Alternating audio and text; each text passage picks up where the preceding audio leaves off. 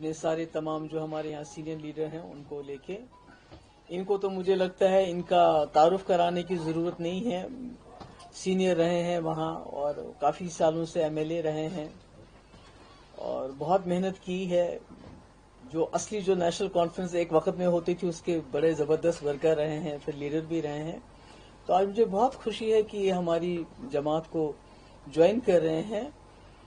खुशी इसलिए नहीं है सिर्फ कि ये कोई असेंबली सीट है तो फिर हमारी वहाँ, खुशी इसलिए है कि इस वक्त जम्मू कश्मीर बहुत मुश्किल हालात से गुजर रहा है और ऐसे में जैसे कि आपने देखा कि आज 5 अगस्त को 6 साल हो जाएंगे तकरीबन जब जम्मू कश्मीर की तबाही के, जम्मू कश्मीर को टुकड़े में बांटा गया, इख्तियारात छीने गए, सब कुछ। तो उसके बावजूद जो माहौल बना है, गुठन है, बात नहीं कर सकते हैं आप, रोज छापे, रोज तकलीफ। और अब लोगों ने बहुत बड़ी तादाद में यहाँ एक सरकार को चुना था ये सोच के कि शायद कुछ बदल जाएगा, कोई तब्दीली आएगी, कुछ चेंज होगा।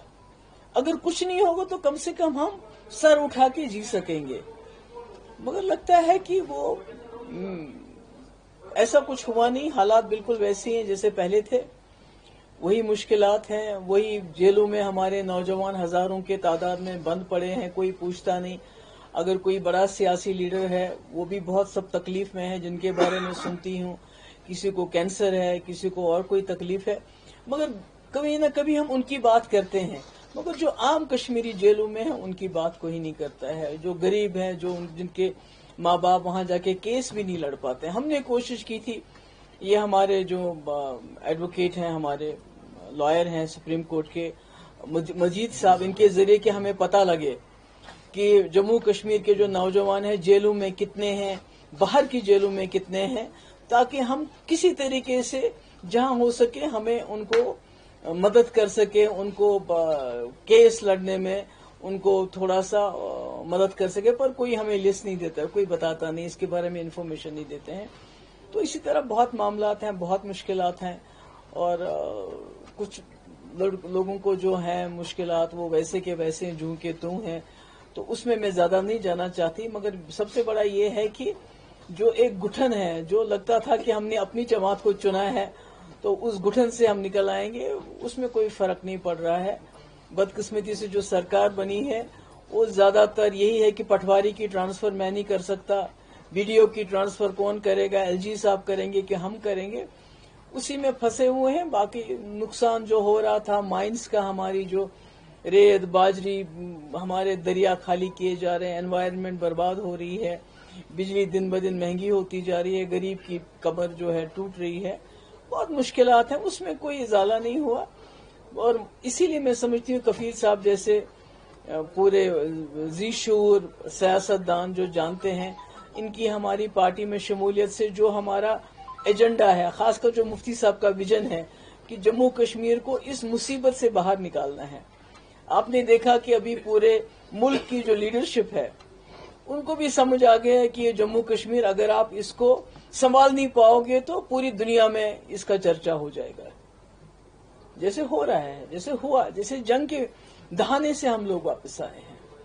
तो इसलिए वो जो पुराने लीडर थे, चाहे जवाहरलाल नेहरू से लेके बाकी, वो जो जम्मू कश्मीर को संजो के रखते थे, इस किस्म की छेड़छाड़ नहीं करते थे, तो उनको ये मालूम था कि जम्मू कश्मीर बड़ा सेंसिटिव इशू है, इसको अगर हमने अंदर मुल्क के अंदर इसको संभाल के रखना है, संजो के रखना है, तो इसके साथ ऐसी कोई छेड़छाड़ नहीं होनी चाहिए जिससे पूरी दुनिया में माहौल जो है एक अलग किस्म की बात हो जाए और दोनों मुल्क जंग के दहाने पे पहुंच जाए। मुझे लगता है, मैं उम्मीद करती हूँ वो ये बात समझ गए हों और अपनी जो उनकी आयरन फिस्ट पॉलिसी है, जिस तरह वो इन्होंने पिछले 6 साल से यहाँ पॉलिसी एक अपनाई है, मैं उम्मीद करती हूँ उसमें तब्दीली होगी और इसमें कफील साहब जो है जैसे लोग जो हैं, मुझे पूरी उम्मीद है इनके आने से हमारी पार्टी और मजबूत होगी, न सिर्फ उस इलाके में बल्कि पूरा जो हमारा नॉर्थ कश्मीर में, उसमें इनका अपना एक असर रसूख है। और मैं शुक्रगुजार हूँ अपने जो हमारे डिस्ट्रिक्ट प्रेसिडेंट है फिरदौस साहब हैं, डॉक्टर अब्बास साहब हैं, जितने भी लोग इस वक्त लगे हुए थे कि इनको लाना है, पार्टी को मजबूत करना है, उनकी भी मैं बहुत शुक्रगुजार हूँ। Thank you so much. ज्यादा आपसे 2 बातें पूछना चाहेंगे। कफील साहब जैसे پارٹی سے نکلنا کون مٹھائی کھانا بسم اللہ فرمائیے. کپل صاحب کافی ٹائم سے نیشنل کانفرنس میں رہے ہیں, اتنی مدت کے بعد ایک منٹ ابھی کپل صاحب جیسا انسان اتنی مدت کے بعد نیشنل کانفرنس میں نکلنا, یہ کس چیز کی انڈیکیشن کرتا ہے جب ایک اتنا پرانا ایم ایل اے جس نے کئی بار کام بھی کیا ہے, لوگوں کی خود اس پارٹی کے ساتھ جڑا رہا ہے, not with Umar Allah right now some differences with ہم, جیسے اس نے خود کہا کہ فاروق اللہ کے ساتھ کافی ٹھیک ٹھاک رہے ہیں, جب ایک ایم ایل اے کمفرٹیبل نہیں ہے due to the ideological differences, پھر پولیٹیکل سینیریو آپ کس طرح دیکھ رہے ہیں؟ کیا لوگ اس آئیڈیالوجی کے ساتھ سیٹسفائی ہوں گے جنہوں نے ووٹ دیے؟ دوسرا, جو آپ نے خود بات کہی کہ 6 سال ہو جائیں گے ایپلیکیشن آف آرٹیکل 370 کو, اس کے بعد یہ کہا گیا تھا everything will be normal, development, changes and peace process. نتیجہ سامنے ہے, پہلگام, آپریشن مہادیو, کل سے جو کولگام ابھی چل رہا ہے, کتنے مارے گئے خیال میں میرے خیال میں کفیل صاحب نے خود جواب دیا کہ یہ اس وقت پارٹی میں نہیں تھے کئی مہینوں سے, پر میں سمجھتی ہوں کہ جو پورے جموں کشمیر میں جو نیشنل کانفرنس کے ساتھ جس وجہ سے لوگ جڑے ہوئے تھے, جو ایک آئیڈیالوجی لگتی تھی کہ ان کی کوئی نہ کوئی یہ پرو جموں کشمیر ہے, یہ ایک وقت میں لگتا تھا, تو مجھے لگتا ہے کہیں نہ کہیں لوگوں کو سمجھ آ گئی ہے کہ یہ پرو جموں کشمیر نہیں ہے, پرو پاور ہے.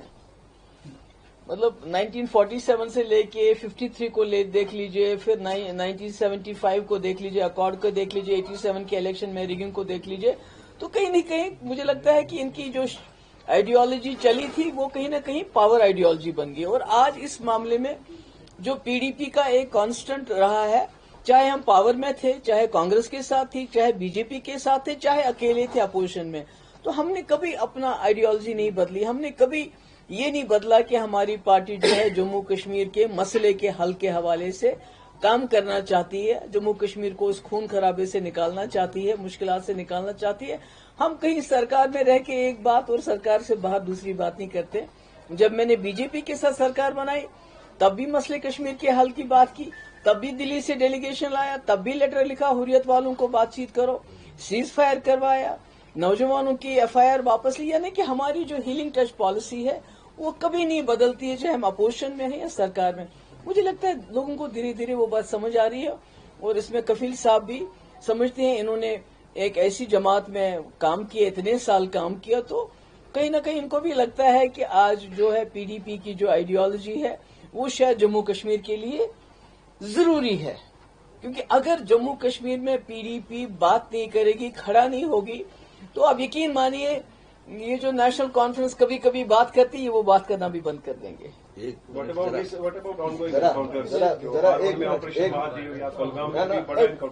منٹ کچھ بات میری ایک عرض سنیے. آپ میڈم نے کہا کہ یہ اقتدار کی وہ شاید حوث ہے, پارٹی تھی, میں اپنی ذات کی بات نہیں کرتا ہوں,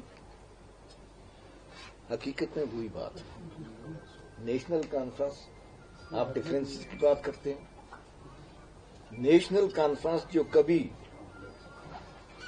کشمیر میں اٹانوی کی بات کرتی تھی,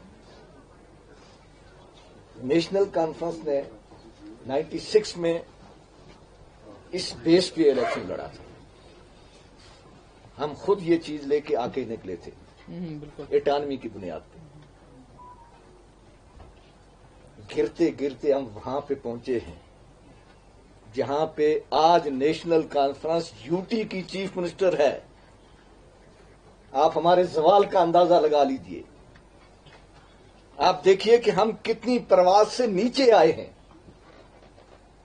ہم ایک یونین ٹیریٹری کی چیف منسٹرشپ کو ہم نے قبول کیا, ہم نے گلا اپنا آگے کیا اور اس میں ہار ڈالا. اس سے بڑے زوال کی علامت اور اس سے بڑے یعنی اس بات کی علامت کہ بھائی دھوکہ دہی کی علامت اور کیا ہو سکتی ہے. ابھی تک ہم نے ایک کام, بہت بڑا کام اس قوم کے لیے کیا ہے یو ٹی کا چیف منسٹر بن کے. وہ یہ کیا پہلا بڑا کام جو لوگوں کو شکریہ ادا کرنا چاہیے ہمارا, وہ یہ ہے کہ آتے ہی ہم نے سب سے پہلے گاڑیاں خریدی. ہر ایم ایل اے کو کیا ملے؟ گاڑیاں ہو جائیں. میرے بھائی کیا کہتے ہیں آپ، کہاں پہنچ چکے ہم؟ 98 سے یہ سفر جو ہے 25 سال کا بیچ میں گیپ ہے، 25 سال میں ہم کتنا گرے ہیں، آپ کا جو دوسرا کہاں پہنچے ہیں؟ افضل صاحب، جو دوسرا سوال آپ کا ہے کہ انکاؤنٹر پہلے بھی ہوتے تھے، اب بھی ہو رہے ہیں اور آگے بھی ہوں گے، مگر انکاؤنٹر سے بڑی اتنی جنگ ہوگی ہماری، جنگ کے بعد پھر سیز فائر کرنا پڑا. تو اس کا مطلب یہ ہے کہ جب تک آپ ریکنسلیشن، ڈائلاگ، ڈبیٹ نہیں کریں گے، آپس میں ڈسکشن نہیں کریں گے، یہ انکاؤنٹر بھی چلتے رہیں گے اور خدا نخواستہ ہم ہمیشہ جنگ کے دہانے پہ رہیں گے. اس لیے dialogue and reconciliation is the only way forward. لیکن پارلیمنٹ میں کہتے ہیں ڈائلاگ ہے لیکن اب وہ ہوگا صرف پی او کے پر. وہ تو ہم نے دیکھ لیا.